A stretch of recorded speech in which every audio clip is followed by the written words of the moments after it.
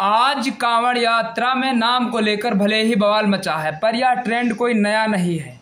भारत में नाम बदलकर या छद्म नाम रखकर बिजनेस करने का काम ये लोग आज़ादी के बहुत पहले से करते आए हैं। आपको शायद विश्वास नहीं हो रहा होगा। आइए आपको इतिहास के झरोखे से एक रोचक किस्सा सुनाता हूँ। आज जो यूनिलीवर कंपनी है, किसी ज़माने में इसका नाम लीवर ब्रदर्स था, जो ब्रिटेन के लीवर भाइयों ने शुरू किया था। आपको शायद डालडा याद होगा, यह इसी कंपनी का प्रोडक्ट था। आज भले ही बाजार में वनस्पति घी के कई सारे ब्रांड मिलते हों, लेकिन एक समय था जब वनस्पति घी का मतलब ही डालडा हुआ करता था। ठीक वैसे ही जैसे भारत के ग्रामीण क्षेत्रों में टूथपेस्ट का मतलब कोलगेट हुआ करता है।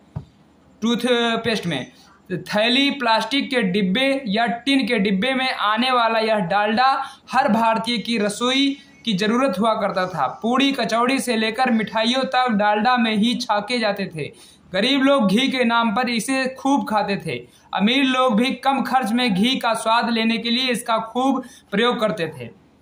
डालडा का उस समय यूनिलीवर ने अविभाजित भारत में अपना स्टॉकिस्ट और सोल डिस्ट्रीब्यूटर गुजरात के सौराष्ट्र से बाटवा के रहने वाले और मुंबई के में सेटल हो चुके बाटवा के एक मेमण यानी मुसलमान ईमान समुदाय के हुसैन कासिम दादा को बनाया था। हुसैन कासिम दादा लीवर ब्रदर्स के सभी प्रोडक्ट्स के अविभाजित भारत के सोल स्टॉकिस्ट और सोल डिस्ट्रीब्यूटर थे।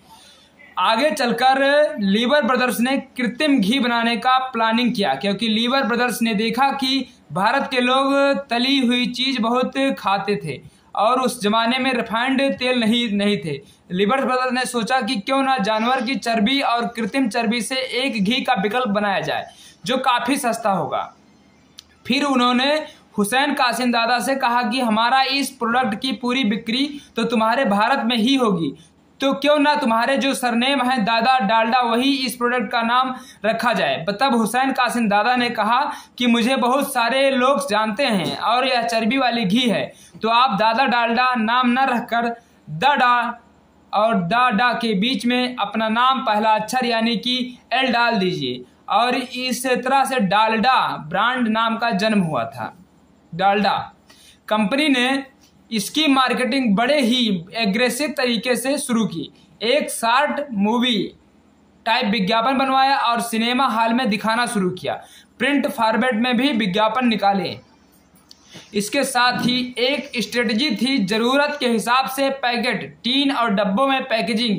आम घरों, होटलों और रेस्तराओं को भी सुविधा हुई और उस जमाने में डालडा की गाड़ी चल निकली थी। डालडा बहुत खाते थे लोग पहले। आज वनस्पति तेल ने भले ही डालडा को रिप्लेस कर दिया हो, पर जानवरों की चर्बी से घी बनाए जाने का काम आज भी बदस्तूर जारी है। लेदर सिटी के नाम से मशहूर कानपुर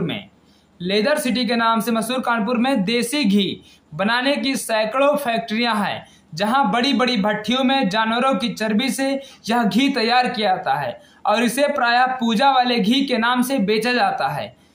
इस घी में छन्नी, पूड़ी, सब्जी व मिठाई से लोग मंदिरों तक में भंडारा कराते हैं। हम शुद्ध घी के नाम पर इसे खरीद लाते हैं और बड़ी ही श्रद्धा से दीपक जलाने के साथ ही हवन तक करते हैं। शुद्ध देसी घी काफ़ी महंगा होता है, इसलिए शुद्ध घी बेचने का दावा करने वाली कई सारी ब्रांडेड कंपनियां भी अधिक मुनाफा के चक्कर में अपने घी के साथ मिक्स करके इसे बेचती हैं। वनस्पतिक तेल तो पाम ऑयल है, जो स्वास्थ्य की दृष्टि से बेहद ही हानिकारक है, अतः इसके सेवन से तो परहेज होना ही चाहिए। और घी चाहे खाना हो या पूजा में इस्तेमाल करना हो, अपने घर पर तैयार घी पर ही भरोसा करना चाहिए।